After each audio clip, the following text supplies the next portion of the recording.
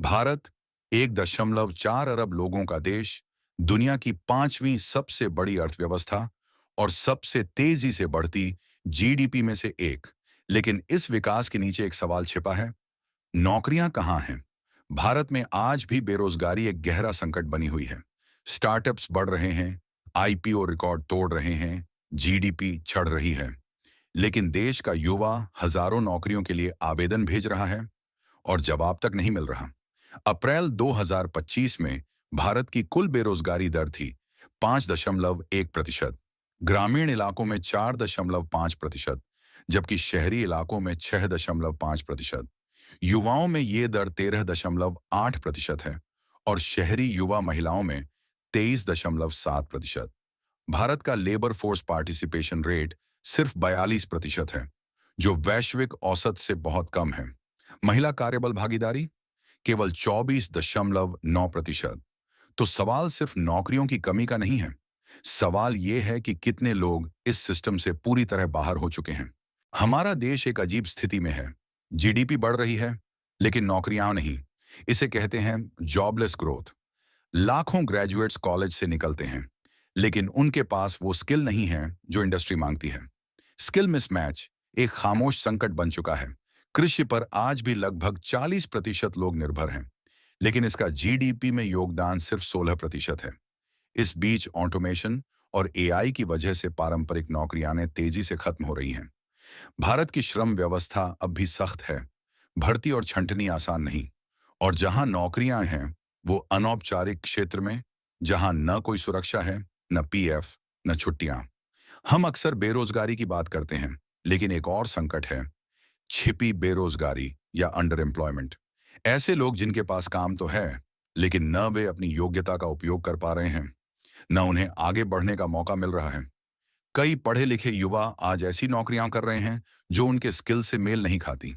कोई engineer delivery boy है, तो कोई पोस्ट ग्रेजुएट सड़क किनारे दुकान चला रहा है। 42% बेरोजगार ग्रेजुएट्स के पास डिग्री है।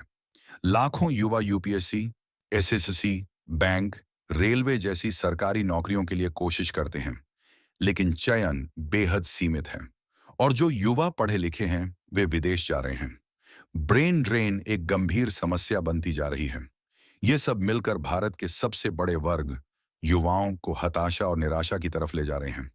सरकार ने भी कई कोशिशें की हैं, जैसे पीएमकेवाई कौशल विकास के लिए, एमजीएनआरईजीए ग्रामीण रोजगार के लिए, स्टार्टअप इंडिया और पीएलआई स्कीम जैसी योजनाएं। जनवरी 2025 से सरकार हर महीने पीएलएफएस डेटा जारी कर रही है, जिससे स्थिति का विश्लेषण आसान हुआ है। लेकिन अभी तक कोई ठोस नेशनल एम्प्लॉयमेंट पॉलिसी सामने नहीं आई है, जो स्किलिंग, शिक्षा और नौकरियों को एक साथ जोड़ सके। इस बीच दुनिया बदल रही है।